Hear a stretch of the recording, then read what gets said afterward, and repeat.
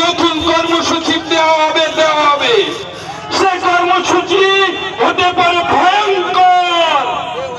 সম্মানিত বন্ধুগণ, আমরা সাহাবীদের উত্তরসূরি অনেক কথা শুনছেন, তারপরেও আমরা এই ভারতবর্ষকে ইংরেজের হাত থেকে, গোলামীর হাত থেকে তাদের বুকে লাথি মেরে আমরা মুসলিম সম্প্রদায় ওলামারা তাদেরকে এই দেশ থেকে তাড়িয়েছিলাম।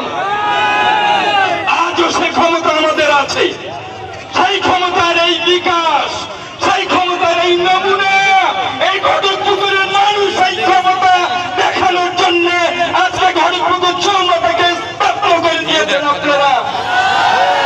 সম্মানিত বন্ধু, এই আওয়াজ ইমানি পাওয়ার এই শক্তি থেকে পিছু হটলে হবে না। 5 বছর এইভাবে লাগাতার আন্দোলন চালিয়ে যেতে হবে।